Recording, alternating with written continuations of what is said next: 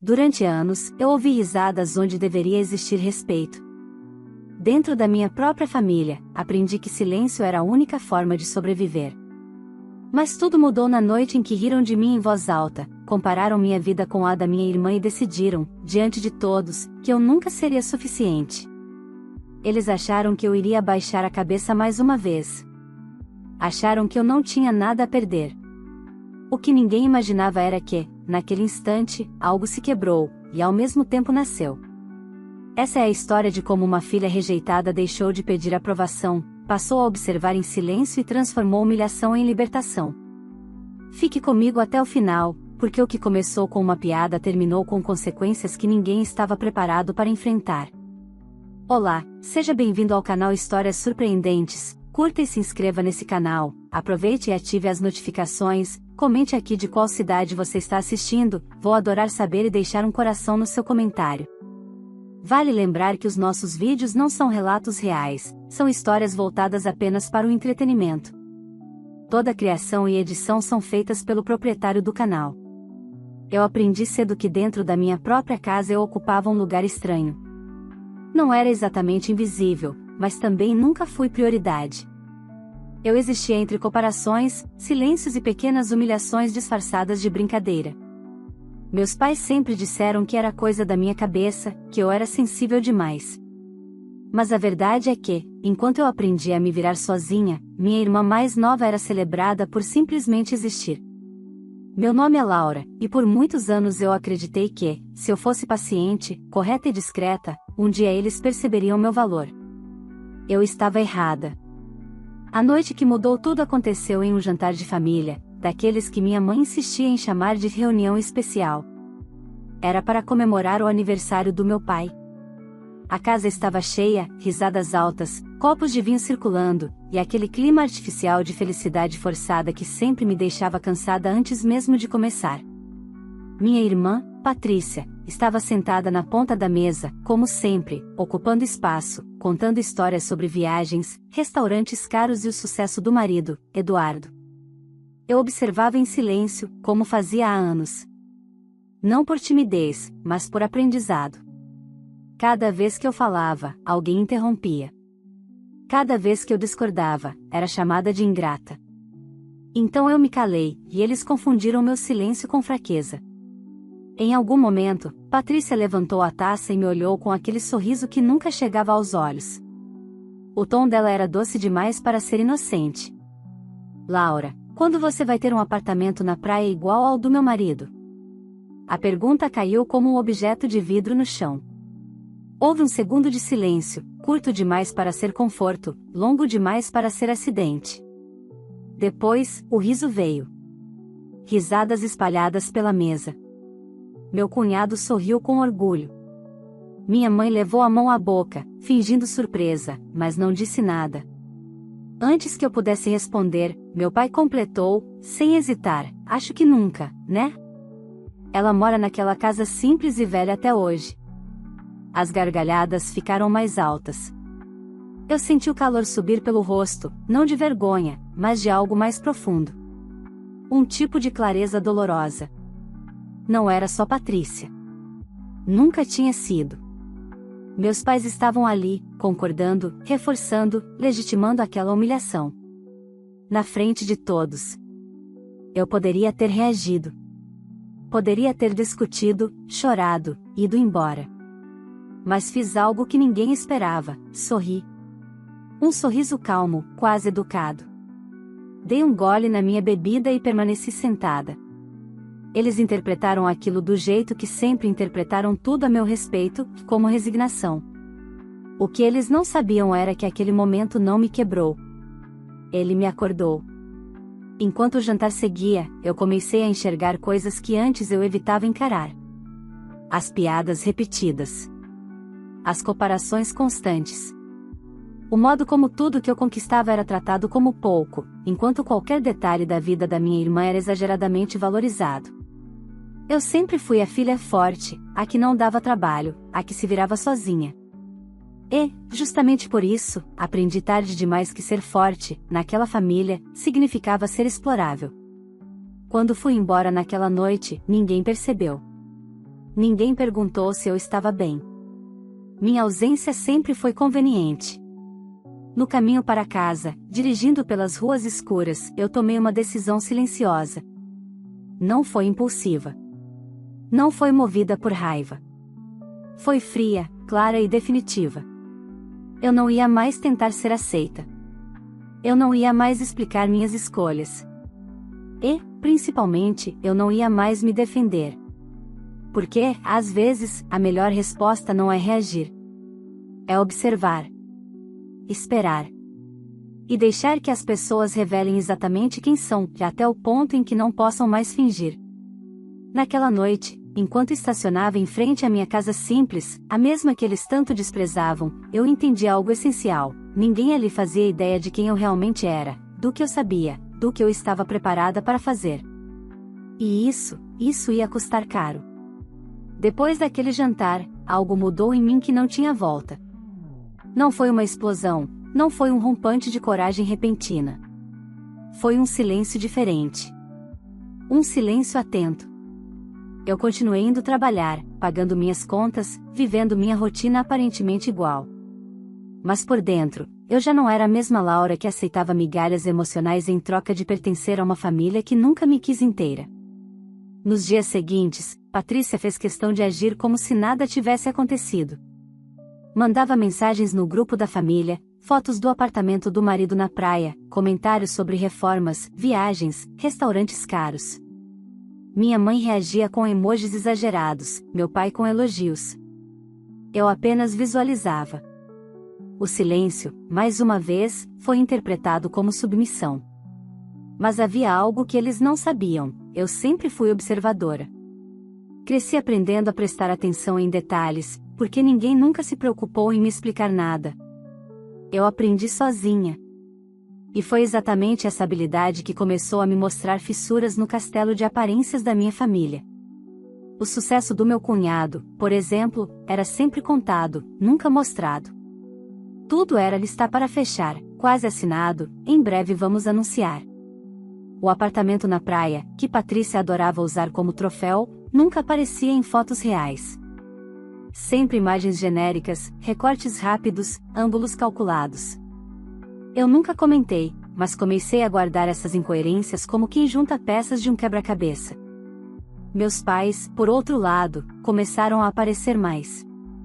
De repente, ligações frequentes, visitas inesperadas. Minha mãe dizia que estava preocupada comigo, que eu vivia sozinha demais. Meu pai comentava, com falsa leveza, que talvez eu devesse pensar em vender minha casa e simplificar a vida. O discurso era sempre o mesmo: cuidado, proteção, família. Eu sorria. Concordava com a cabeça. Dizia que ia pensar. Por dentro, eu só anotava. Foi numa tarde comum, enquanto eu organizava alguns documentos antigos, que encontrei algo que me fez parar. Uma pasta esquecida, guardada no fundo de uma gaveta. Dentro, contratos, recibos, papéis que eu nunca tinha parado para olhar com atenção. Meu nome aparecia ali mais vezes do que eu lembrava. Assinaturas minhas, decisões que eu tinha tomado anos atrás sem perceber o real peso delas. Naquele momento, entendi algo que sempre esteve diante de mim: eu tinha sido muito mais responsável pela minha própria vida do que qualquer um deles jamais foi. Enquanto minha irmã era protegida, financiada e exaltada, eu construí tudo sozinha, e isso me deu algo que eles não tinham: a autonomia real. Alguns dias depois, meu pai me chamou para conversar. Disse que estava preocupado com meu futuro, que Patrícia e o marido tinham comentado sobre organizar melhor as coisas. Falou de papéis, de decisões conjuntas, de como seria mais fácil se todos estivessem alinhados. Eu ouvi tudo com atenção. Não discuti. Não questionei. Apenas fiz uma pergunta simples: alinhados em quê, exatamente? Ele desconversou. Disse que eu estava interpretando mal. Que era só cuidado de pai. Eu concordei, mas percebi um incômodo no olhar dele. Como se ele tivesse ensaiado aquela conversa e eu tivesse saído do roteiro. Naquela noite, sentei sozinha na sala da minha casa simples e velha, a mesma que virou piada. Olhei ao redor e senti algo que nunca tinha sentido ali: orgulho. Aquela casa era minha. Cada parede, cada móvel, cada escolha tinha sido feita sem aplausos, sem ajuda, sem validação. E, mesmo assim, eu tinha chegado até ali inteira. Foi ali que tomei a segunda decisão, já ainda mais importante que a primeira. Eu não iria confrontar ninguém. Não iria acusar, nem pedir explicações. Eu deixaria que avançassem. Porque pessoas que acreditam que estão no controle sempre dão um passo além do necessário. E quando fazem isso, mostram tudo. E eu estaria pronta. Depois daquela conversa com meu pai, as peças começaram a se mover com mais rapidez. Não de forma aberta, mas daquele jeito sorrateiro que sempre marcou minha família. Nada era dito diretamente, mas tudo era sugerido. Minha mãe passou a ligar quase todos os dias, perguntando se eu estava me alimentando bem, se não me sentia sozinha demais naquela casa grande para uma pessoa só. Meu pai falava em tom prático, como se estivesse apenas sendo racional. Patrícia, por sua vez, assumiu um papel que eu ainda não tinha visto com tanta clareza, o de mediadora interessada. Ela apareceu numa tarde de sábado sem avisar. Chegou sorridente, com aquele perfume forte e o mesmo olhar avaliador de sempre, percorrendo minha sala como quem inspeciona um imóvel à venda. Sentou-se no sofá, cruzou as pernas e começou a falar como se estivesse me fazendo um favor. A gente estava pensando em você, Laura, disse. Essa casa, dá trabalho demais.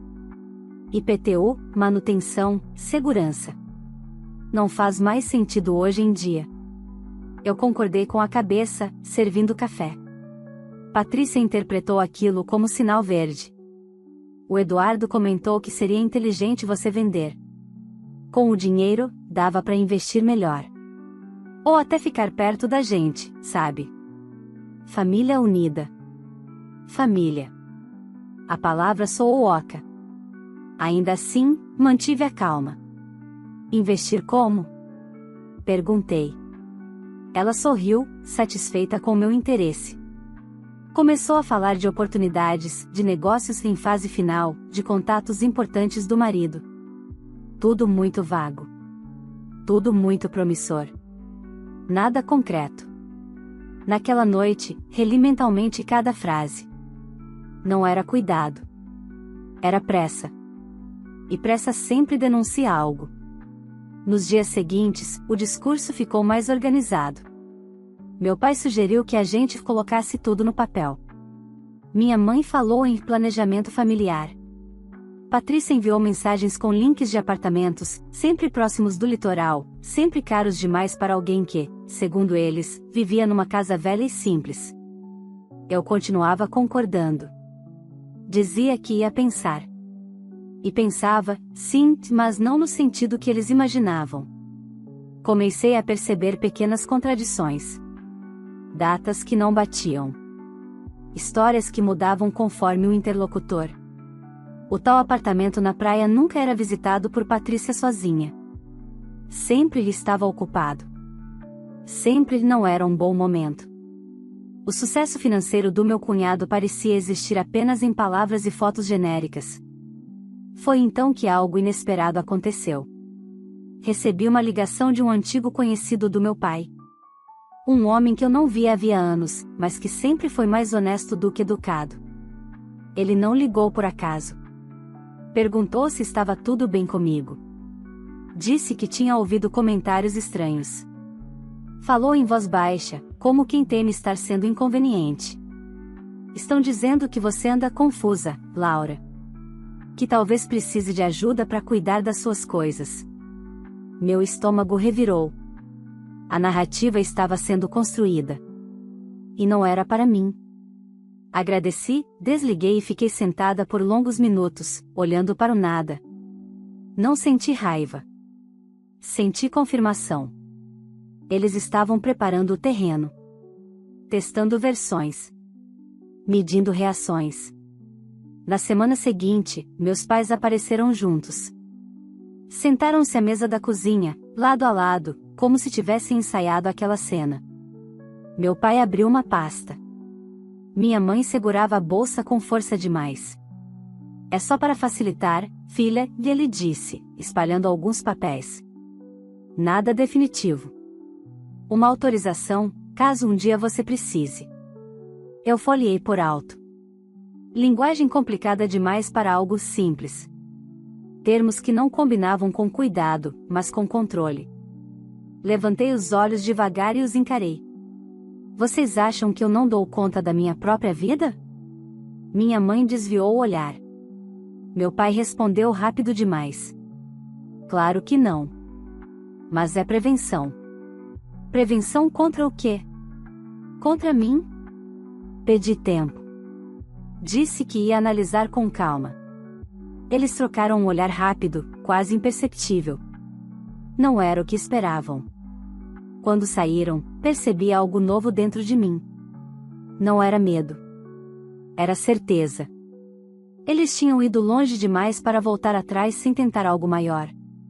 E fariam isso juntos. Pais, irmã e cunhado. Todos alinhados pela primeira vez contra mim. Naquela noite, escrevi uma frase em um caderno antigo, só para não esquecer: quem ri da sua casa hoje, amanhã vai querer a chave. E eu sabia, eles estavam prestes a pedir mais do que eu estava disposta a dar. Depois da visita dos meus pais, eu parei de fingir para mim mesma que aquilo era apenas excesso de zelo. Não era.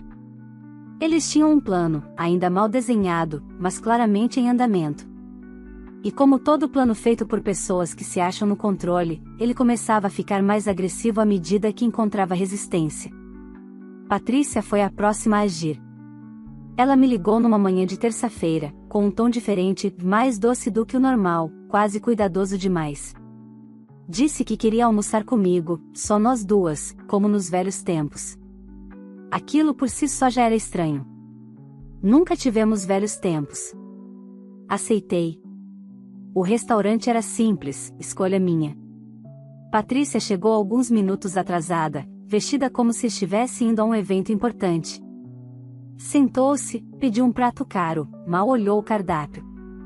Durante os primeiros minutos, falou das crianças, de viagens, de banalidades. Depois, como eu esperava, foi direto ao ponto. Laura, eu vou ser sincera com você, disse, inclinando-se levemente para frente. Você sempre foi diferente. Independente demais. Isso é bom, mas também pode ser perigoso. Perigoso. A palavra não foi escolhida por acaso. Ela continuou falando sobre envelhecer sozinha, sobre acidentes domésticos, sobre como as coisas podem sair do controle de repente. Disse que nossos pais estavam realmente preocupados. Que talvez fosse hora de eu aceitar ajuda antes que fosse tarde. Você não precisa provar nada para ninguém, completou. Nem para mim. Eu sorri. Um sorriso curto. Então por que vocês estão tentando tanto? Ela hesitou.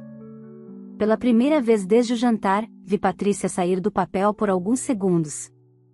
Os olhos correram pelo restaurante, como se ela procurasse apoio invisível. Porque família cuida, respondeu, rápido demais. Não insisti. Não confrontei. Paguei a conta e fui embora.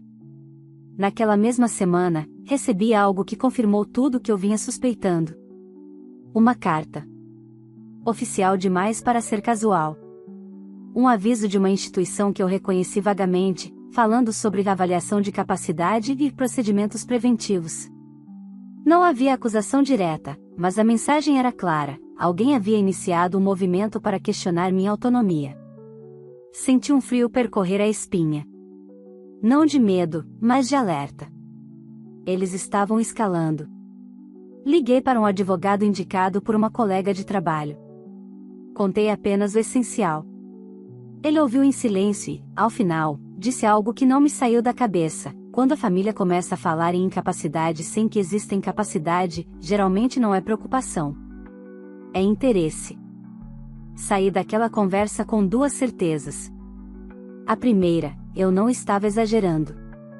A segunda, eu precisava agir, mas ainda não do jeito que eles esperavam.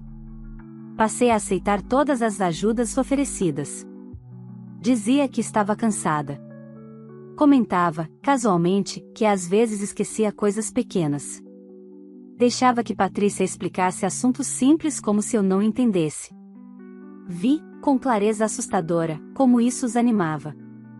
Meu pai passou a falar com mais segurança. Minha mãe, com mais pena. Patrícia, com mais ousadia. O cunhado apareceu uma vez, fingindo interesse pela minha casa, fazendo perguntas demais sobre documentos, valores, registros. Eu respondia pouco. Observava muito.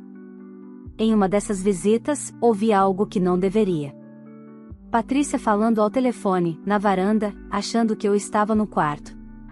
A voz dela era baixa, impaciente. Está quase. Ela está cedendo. Não questiona mais. É só manter a pressão. Naquela noite, chorei. Não por eles. Por mim. Pela filha que sempre tentou agradar pessoas que estavam dispostas a empurrá-la para fora da própria vida. Mas o choro durou pouco. Porque, pela primeira vez, eu entendi exatamente onde aquilo ia parar. E, mais importante, entendi que eles tinham cometido um erro grave, estavam tão convencidos da minha fragilidade que tinham parado de se proteger. E pessoas assim sempre falam demais. Eu fechei a porta, sentei na minha sala silenciosa e pensei na frase que meu pai disse naquela noite fatídica: casa simples e velha. Eles riram da minha casa. Agora, queriam tomar tudo o que ela representava. E eu já sabia, o próximo passo deles seria grande demais para ser escondido. E quando isso acontecesse, eu estaria pronta. O convite chegou numa sexta-feira à noite, enviado por minha mãe no grupo da família. Um almoço de domingo, só para conversar com calma, como ela escreveu. Eu reconheci o tom. Quando minha mãe falava em calma, significava que algo já estava decidido, só faltava me convencer. Aceitei. Cheguei à casa deles alguns minutos antes do horário combinado. Patrícia e o marido já estavam lá. Meu cunhado caminhava pela sala falando ao telefone, usando palavras difíceis demais para impressionar alguém do outro lado da linha. Patrícia me lançou um sorriso rápido, desses que não pedem resposta. Meus pais estavam sentados lado a lado, muito próximos, como se formassem uma frente única. O almoço mal começou e meu pai foi direto ao assunto. Filha, a gente pensou muito no seu futuro. Minha mãe completou, com voz mansa, não é nada contra você. É para te proteger.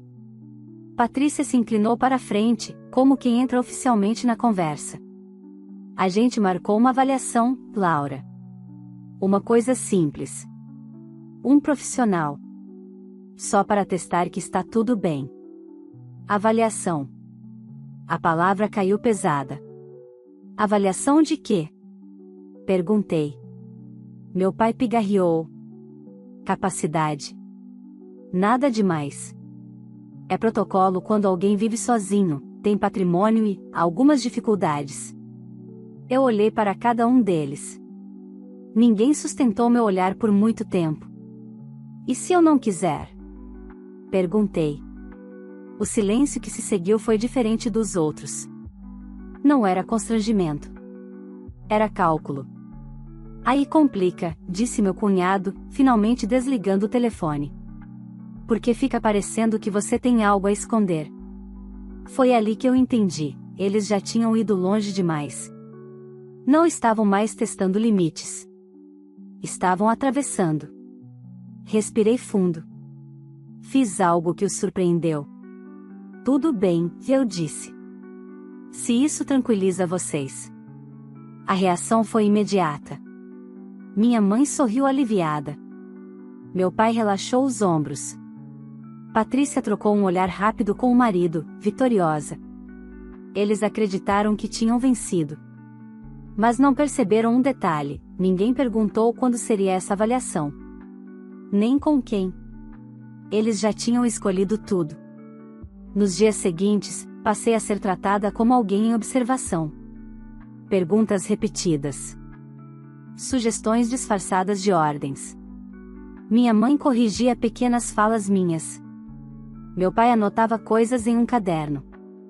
Patrícia comentava, em voz alta, como eu parecia mais confusa ultimamente. Eu deixava. Enquanto isso, comecei a registrar tudo. Conversas, mensagens, horários, nomes, datas. Não para me defender, mas para provar um padrão.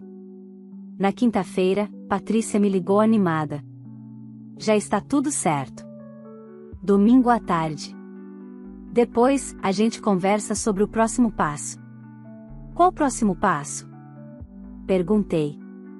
Ela riu. Um de cada vez, Laura. Você vai ver como tudo vai ficar mais fácil. Fácil para quem? No sábado à noite, quase não dormi. Não por medo. Por lucidez. Pela primeira vez, eu não era a filha tentando agradar. Eu era a mulher observando uma tentativa de tomada de controle acontecer dentro da própria família. No domingo, antes de sair de casa, caminhei pelos cômodos com calma. Toquei as paredes. Sentei no sofá. Olhei pela janela. Aquela casa simples e velha tinha sido meu abrigo, meu esforço, minha escolha. E ninguém ia decidir o destino dela sem passar por mim.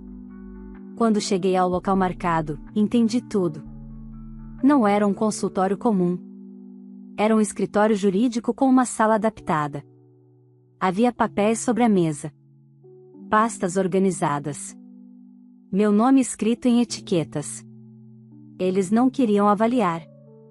Queriam registrar. Sentei-me. Cruzei as mãos. E, pela primeira vez desde o início de tudo, eu falei com firmeza. Antes de começarmos, eu preciso dizer algo. Todos olharam para mim. Meu pai franziu a testa. Patrícia perdeu o sorriso por um segundo. Eu sei exatamente o que vocês estão tentando fazer. O ar ficou pesado. E agora, continuei, vocês vão ouvir com muita atenção o que eu tenho a dizer. O silêncio na sala era denso quando eu disse que sabia exatamente o que eles estavam tentando fazer. Meu pai pigarreou, minha mãe apertou a bolsa contra o colo, Patrícia inclinou o corpo para trás, como quem se reposiciona quando percebe que o jogo mudou. O advogado que estava ali, até então apenas observando, ergueu levemente as sobrancelhas. Laura, você está nervosa, minha mãe disse, rápida demais. É normal. Não, respondi. Eu estou lúcida. E isso é exatamente o que incomoda vocês. Abri minha bolsa com calma e retirei um envelope pardo. Não era grosso, mas pesava. Coloquei-o sobre a mesa. Antes de qualquer avaliação, eu quero registrar formalmente que estou aqui por pressão familiar, continuei.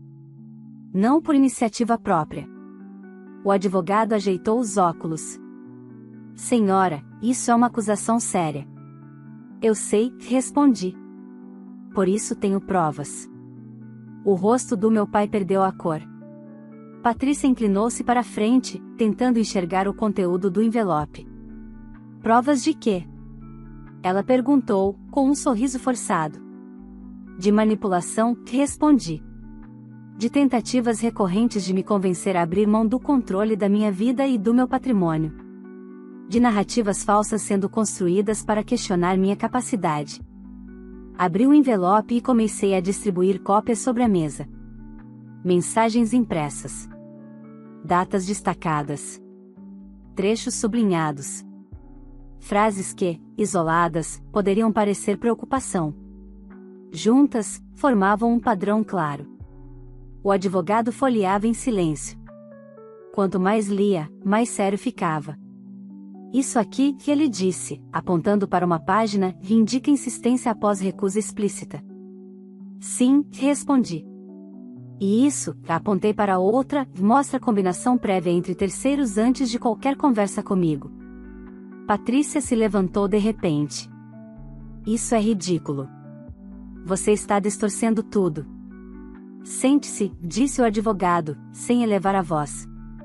A senhora está interferindo. Ela obedeceu, mas seus olhos queimavam de ódio. Meu pai tentou assumir o controle. Doutor, ela sempre foi dramática. Desde criança. Eu o encarei. Engraçado você dizer isso agora, falei. Porque desde criança vocês decidiram quem eu seria. A filha que se vira sozinha. A que não dá trabalho. A que não precisa de proteção, até o momento em que aquilo que eu construí passou a interessar. Minha mãe começou a chorar. Não sei se era real ou estratégico. Talvez nem ela soubesse mais. Nós só queríamos ajudar, disse, entre soluços. Ajudar não é pressionar, respondi. Ajudar não é rir quando alguém é humilhado.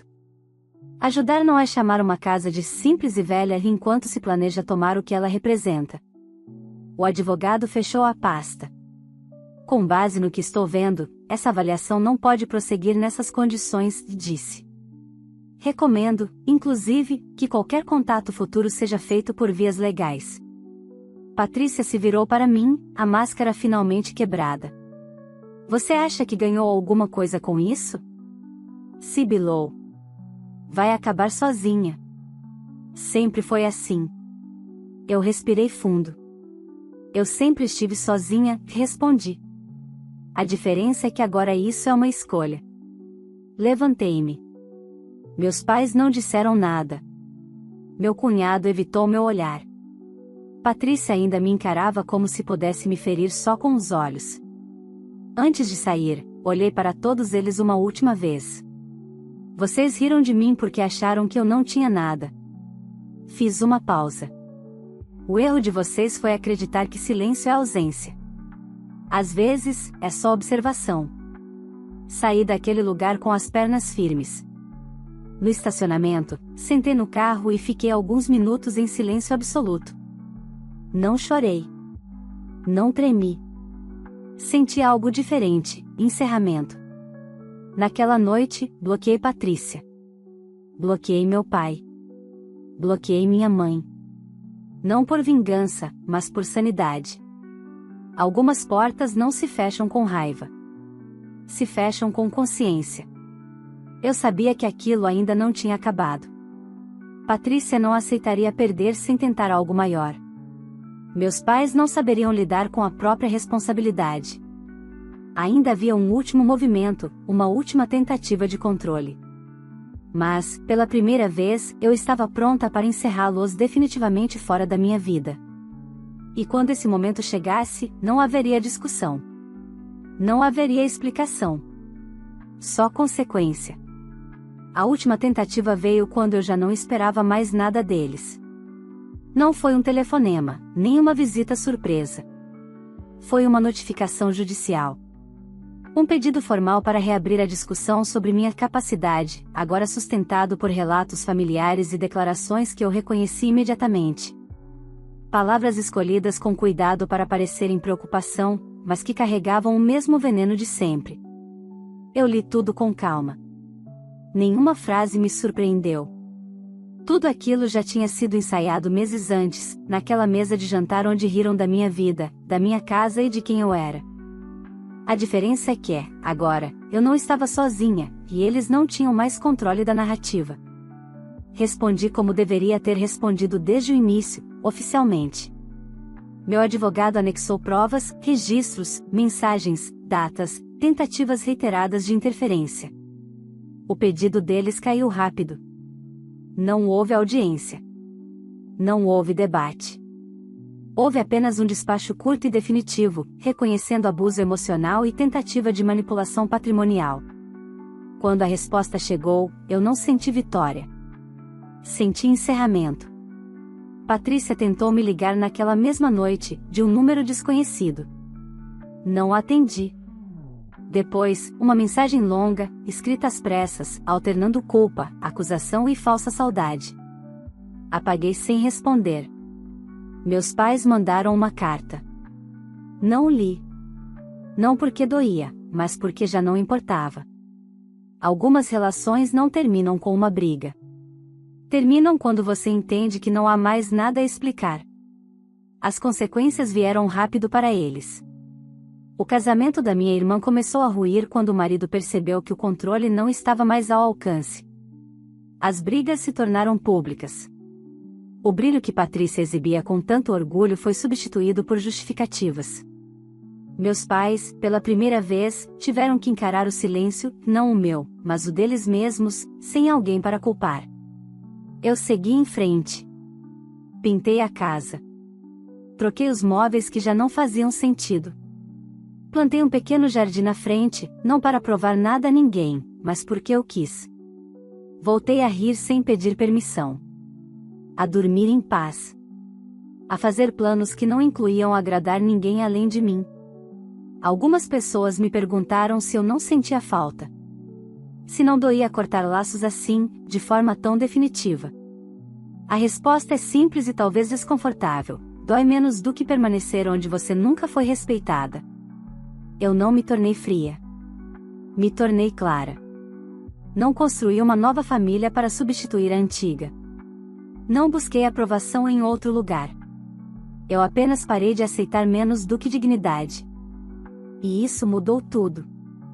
Hoje, quando penso naquela noite em que riram de mim, eu não sinto raiva. Sinto gratidão. Foi ali que me libertaram sem saber.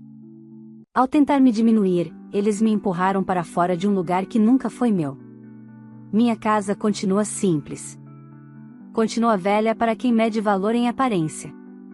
Mas é sólida. É minha. E isso é mais do que qualquer apartamento na praia que nunca foi conquistado com honestidade. Eu não voltei atrás. Não perdoei por obrigação. Não reatei por costume. Escolhi a mim mesma. E essa foi a decisão mais difícil, e mais certa, da minha vida.